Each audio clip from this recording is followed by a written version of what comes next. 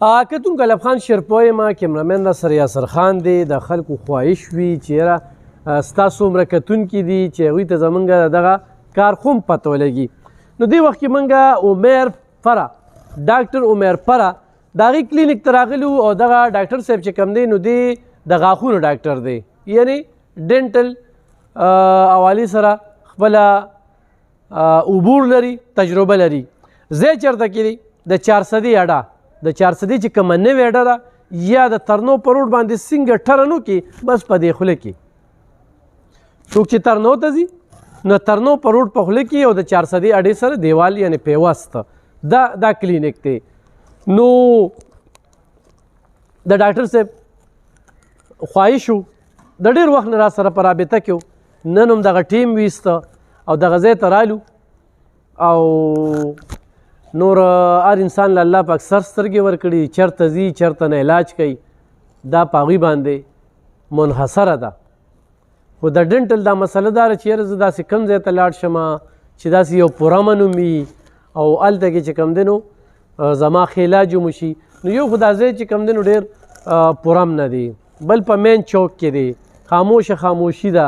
او کلینیک چې کوم دی نو دا ستاسو د وړاندې دی دې ته به هم راولو ډاکټر صاحب السلام علیکم څنګه دی ډاکټر صاحب خیر دی ښه کتونکو دا چې کوم دی نو هغه کرسی ده چې دا دې ته وګورئ جي په کوم کې چې ستا نه غاښ وباسي یا غاښ درته لګوي یا غاښ کې څه نور داسې مسله وي هغه ده باقاعده د هغې دپاره چې کوم دی نو اکسري چې کومه ده ویله کوي اکسري وکړه نو هغه اکسري تا ته په دې ځای کې کیږي نو هغه اکسرې سیسټم چې کوم دی نو هغه هم شته دی او باقاعده دا صفۍ پکې ډېره مست دي څنګه چې تاسو به هسپتال ته تللی چې هسپتال کې دننه کوم کلینیک وي هغې کې هر څه هغه موجود وي نو دغه خبره ده ډاکټر صاحب څنګه یې ښې ډاکټر صاحب کوم وخت نه هم دغه کلینیک دی یاره جي تقریبا 3-4 کاله شو زموږ 3-4 کاله او چېرته نم جي ما جي کبیر میډیکل کالج نه بي ډي ایس کړی دی ښه هغې نه پس بیا ما ایم فل وکړه خیبر میډیکل یونیورسټۍ نه ښه دې سره سره تقریبا 4 کاله شو زه په کوهاټ میډیکل کالج کې ایز ا لیکچرر کار کوم اوس زما اپوینټمنټ کېدو والا دی په وومن میډیکل کالج ایبټ کې ایز ا اسسټنټ پروفیسر ښه او دلته کې مریضان راځي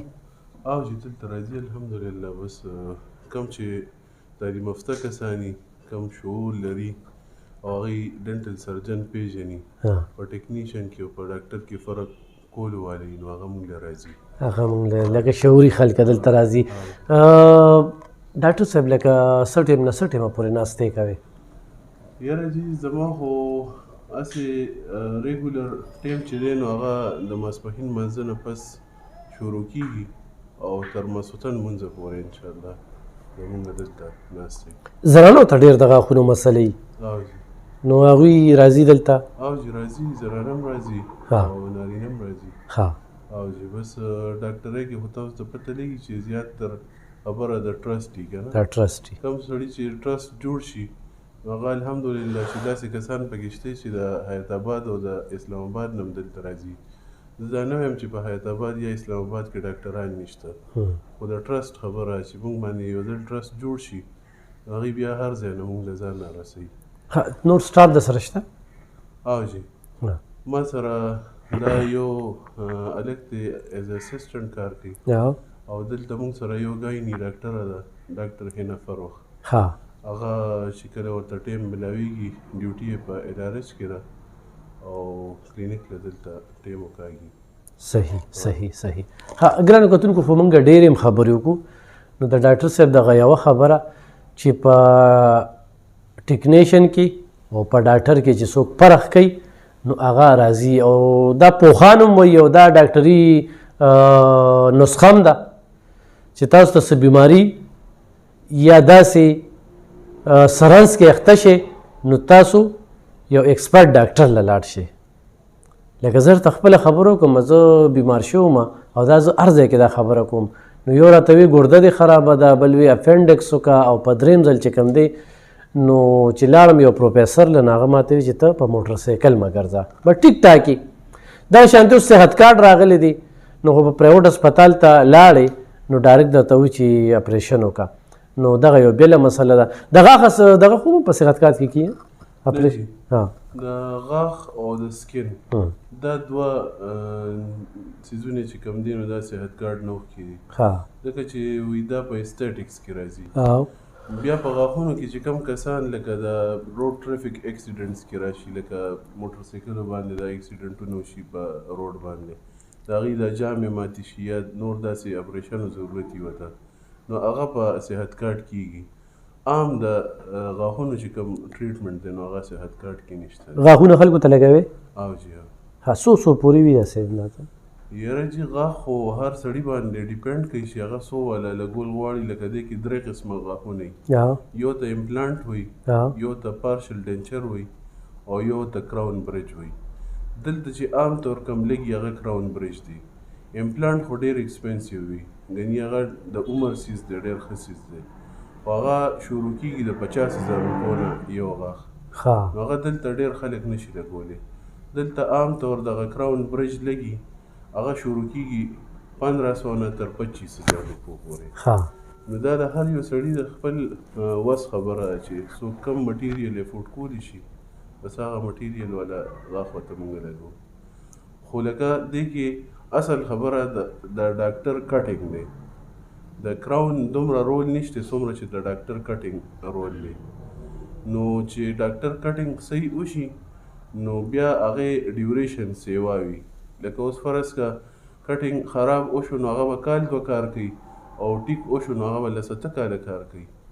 دغه خبرې صحیح دا ډېره مهمه خبره وکړه. نو کتونکو دغه شانتې زموږ په 400 کې ډنټل ډېر کلینیکونه دي، موږ بالکل نه د چا بد ویلی شو او هر سړی په خپل ځای باندې ایکسپرټ دی، په خپل ځای باندې د هغه کار دی. خو ډاکټر عمر فره چې موږ دغه کلینیک ته راغلي نو تاسو سره چې کوم دی نو متعارف کړ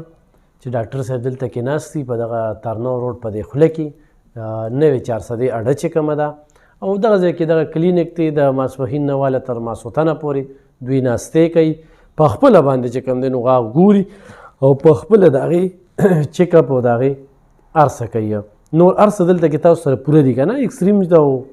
او چې موږ سره اټوکلیو مشین دی د ټول نه موسټ امپورټنټ سیس چې دی په ډنټسټري کې هغه اټوکلیو مشین دی چې دې سره سټریلایزیشن کېږي. زموږ په دې پریفریز کې یا په دې ورکوټو ښارونو کې ډېرو خلکو ته دا پته نه لګي چې یاره سټریلایزیشن څه شیز دی. لکه اوس یو سړی به راشي د غاښو ښکل لپاره نو غاښو ښکل څه دومره لویه مسله نه ده خو که فرض که سټریلایزیشن نه کېږي او هغه د کلینیک نه وځي هغه ته به خدای مکړه چېرته هیپاټایټس یا ایډز یا HIV شوي نو دا غټه خبره ده چې کوم کلینیک کې سټریلایزیشن وي نو هغه اصل کار دی. چې کوم کلینیک کې زه وایم که یو پروفیسر کلینیک ته هم څوک راشي او هغې کې سټریلایزیشن نه کېږي نو هغه قوم سره ډېر لوی ظلم دی. صحیح زه دغه وایم چې لکه دلته سټریلایزیشن الحمدلله سیستم موږ سره بالکل برابر دی. صحیح کتونکو خبرې ډېرې کېږي انشاءالله په بله مرحله کې بیا ډاکټر صاحب سره د غاښ د درد او د غاښ د نقصاناتو او څه ټایم کې اپریشن کول پکار دي، څه ټایم کې رګونه شلول پکار دي، په دغه ټول هر څه به په بل پروګرام کې خبرې اترې کوو. اوس هم درته صرف دغه ځای وښودو. ډېره مننه، خوشحاله.